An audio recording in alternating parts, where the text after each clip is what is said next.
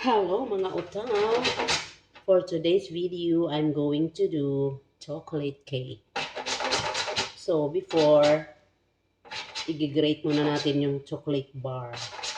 Diba? So eto na, nakudgod ko na yung chocolate bar. Ilalagay muna natin sa ref para di malusaw. 1 cup of flour, 1/4 of cocoa powder, 1 teaspoon of baking powder. I-sift mo yan, like that, sa strainer para wala siyang buo-buo na matitira. 1/2 cup of sugar. 1/2 lang siya. Set aside natin yung half. Meron tayong 3 itlog. Hiniwalay ko yung puti dyan. At saka ang pula ay dito. Ngayon, i-blend natin tong white.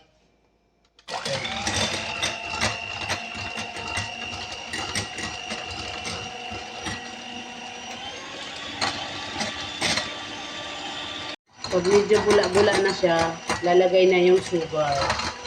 Kaya may tinira tayong sugar kanina.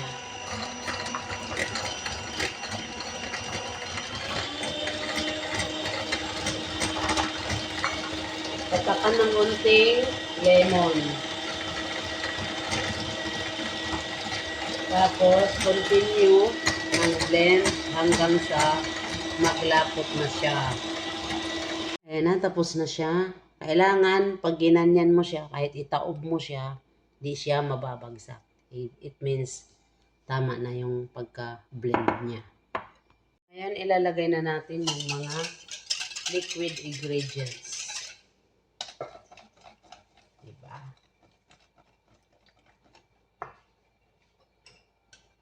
Ilalagay na natin siya at halo-haluin na, i-mix na.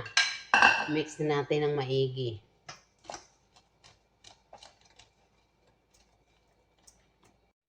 Na-mix na natin siya ng maigi. Ngayon, ilagay naman natin tong ating meringue.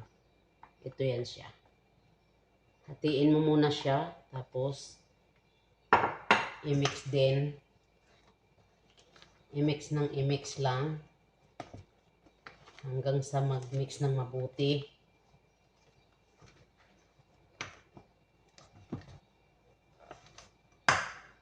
Idagdag naman natin tong natitira. Dagdag natin. Para ma-complete na siya. Diba? Yan. Huwag niyong tatagalan ng paghalo. Hindi maganda kalalabasan. Kailangan hindi matagal. Ngayon naman ilalagay natin yung kinudkud kong chocolate. Para mas lasang chocolate talaga siya.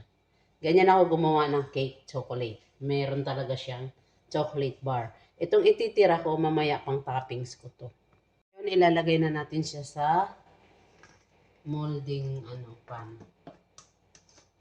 Nalagyan na yan ng mantika ha. Ayan. Tapos isasalang na natin siya sa oven. Ganun lang. Kasimple gumawa ng cake.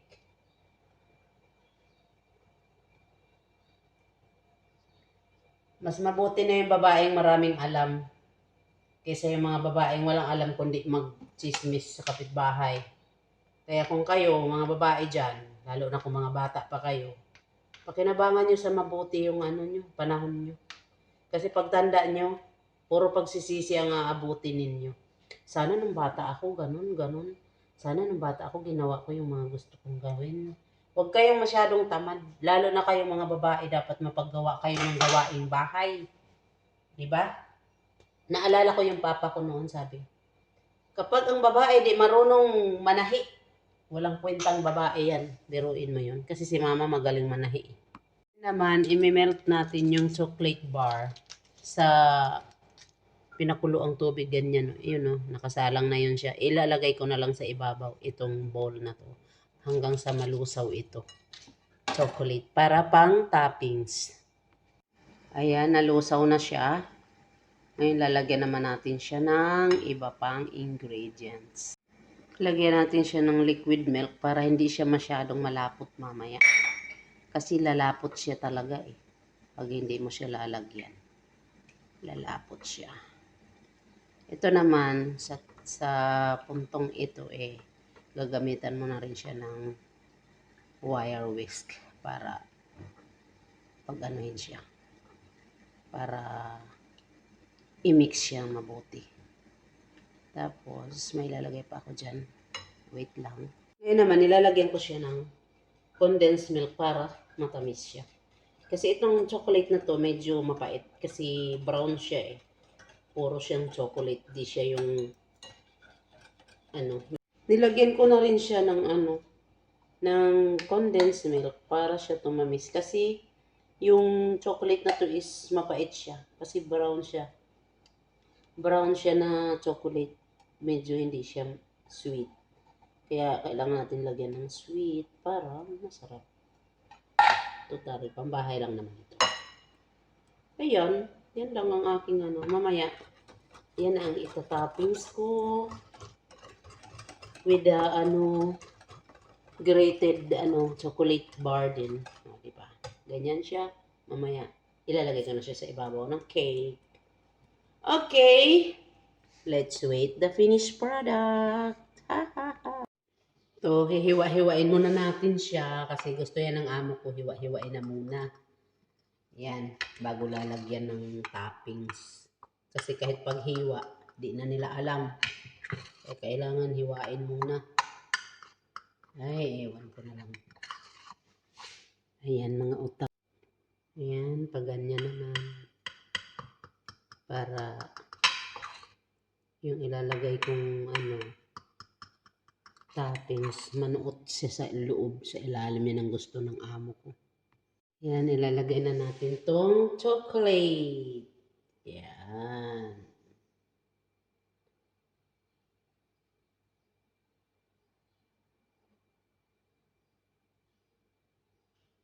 Yan siya.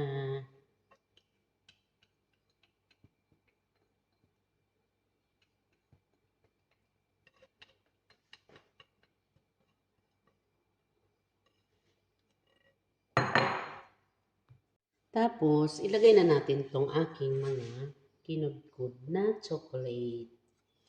Yan mga utaw ang aking cake for today's video. O, diba? Kasi itong chocolate na to medyo mapait siya eh. Kaya medyo... Yan. Ayan na siya. Finish na.